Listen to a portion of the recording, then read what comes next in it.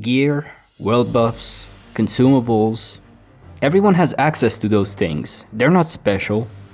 But there is one skill set that you can develop as a Fury Warrior in Classic WoW that will make you stand out from the rest, and it will affect your performance during raids significantly. Today, not only will I show you how to execute it, but I will also give you the tools that you need to make that as simple as possible. And we're gonna talk all about that right now. So I actually briefly touched on this point in my previous Warrior video. Make sure to check it out at the end because I give more broad and easy things that you can implement that will make a big difference. And make sure to subscribe to the channel if you want to see more Warrior content or Classic WoW content in general. I post videos like this every week and there will definitely be something for you to enjoy. So let's get right into it. As a Fury Warrior, as you're fighting a single target or patchwork type boss, more on that later, the moment where you do the biggest chunk of your damage will always be at the last 20% of the boss. The reason for this is because that's where you can start spamming execute, which is your strongest ability in your arsenal as a Fury Warrior. Imagine you have $1,000 and you want to invest them in Blizzard Entertainment. You don't want to invest that money when Ny'alotha has been released for a month and everyone is unsubscribing from the game. You want to invest it when Shadowlands is about to release, because that's when Blizzard will make the most amount of money, and that's when you will make the biggest return on investment. Same thing as a warrior. Your $1,000 are your cooldowns, and the right moment to invest your cooldowns is the last 60, 30, and 15 seconds of the boss, depending on the length of the cooldown that you want to use. Because that's the moment where your cooldowns are going to overlap your execute window, which is the window where you will make the most amount of damage. But you also don't want to use it too early, where you're still going to have 1 or 2 executes left and your cooldown's already expired. And you also don't want to use it too late, where you're going to have your cooldowns bleed out outside the boss's deaths, and you just wasted a few seconds of precious cooldowns. As a warrior, our cooldowns by order of duration consist of the following. Diamond Flask, which lasts 60 seconds and gives 75 strength. Death Wish, which lasts 30 seconds and increases all your physical damage by 20%. Mighty Rage Potion, which lasts 20 seconds and increases your strength by 60 and gives a bunch of rage. Earthstrike, which lasts 20 seconds and increases your attack power by 280.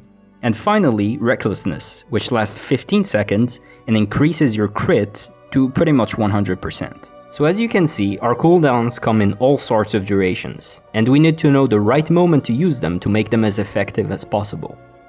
So that sounds easy, but it actually isn't, because figuring out when the boss has a certain amount of time left before dying is not the easiest thing in the world. Also, remembering the duration of the cooldowns and which one goes first and which one is next is also tough. And then, remember when I said it only applies to patchwork type fights? Well, it turns out the window where you do the biggest amount of DPS in a cleave fight is not the execute phase, but the very start of the fight, when all the mobs are alive and stacked up. And AQ40 has a lot of these types of fights, but more on that later. For now, let me show you how you can figure out exactly how much time is left on the boss you're fighting, to know when the best time to use your cooldowns is. So different warriors use different methods for this. Some people just eyeball it, and that's a valid method if you have experience with this, or if you're in a pug group. And to be honest, if you're in a pug group, that's the only option you have, because you have no previous data to rely on. What people also do is they use their DBM record timer, which is okay, but most of the time, in your guild, your record times are done during Dark Moon Fair Week. And if you're outside Dark Moon Fair Week, it's unlikely you're going to kill the boss that fast. Now, the method that I use and that I recommend is a combination of analyzing your logs and using weak auras. And don't worry, I got you for this. So here's how I do it every week. I go to my guild logs page and I check our last run. I enter our kill times in a spreadsheet and then I make an average of the last 2 or maybe 3 raids. That gives a more realistic expectation on our next kill.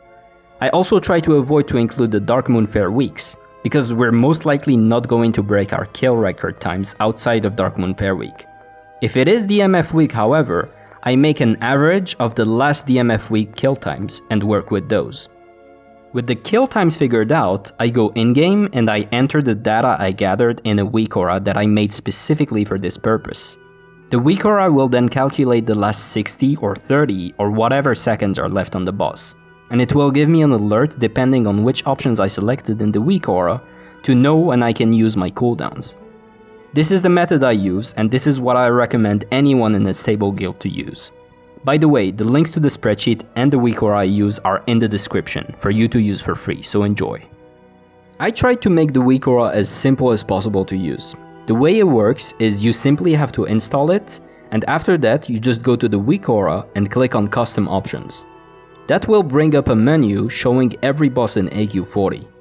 The only thing you need to do from there is to input your own guild boss kill times, and enable whichever option you want. By default, I have it on my own guild kill times. We're a decent guild, we don't break world records, but we don't slack either, and I assume most guild times will be similar to those. Also, I only have it by default enabled for Scarum, Fenkris, Huhuran, and Uro, because it doesn't really make sense to enable it for other bosses.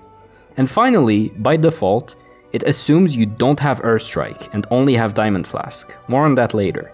By the way, you can go back to the default settings by pressing the default button. Now, this method is great, but you need to remember not to rely blindly on a weak aura or a spreadsheet to guide you. You must use your common sense, and here's some things you must consider. This weak aura is great, but it's merely that, a tool that guides you and helps you achieve good cooldown timings. It's not going to be accurate 100% of the time, but it is going to help you a lot. So use that, but keep in mind that you must use your common sense and judge the situation by your own. If you're in a guild with a stable roster, and the people you raid with are mostly the same every week, it is safe to assume that every time you're going to kill a boss, you're going to kill it slightly faster than the last time. As human beings, we improve by doing things repeatedly.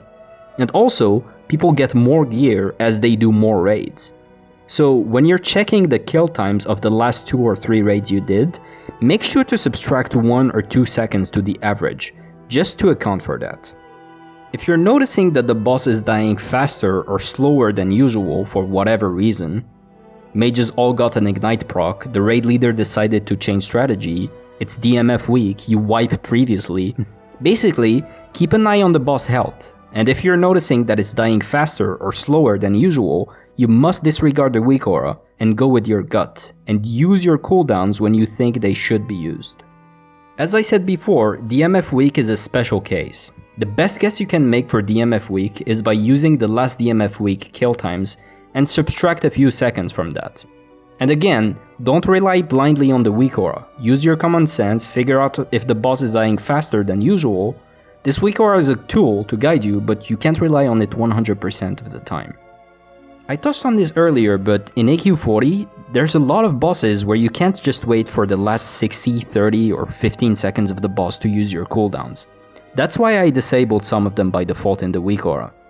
For example, Buktrio and Sartua are cleave fights. All guilds should be stacking them by now. And the thing is that the window time where you do the most amount of damage in a cleave fight is not the execute phase, but the moment the boss is pulled. So you should use their cooldowns at that time. Twin Imps and Cthulhu are also bosses where you can't really wait for the last 20 seconds. On Twin Imps, you want to actually use your Death Wish on pull, and then the fight is so long that you should probably use a second Death Wish at the end.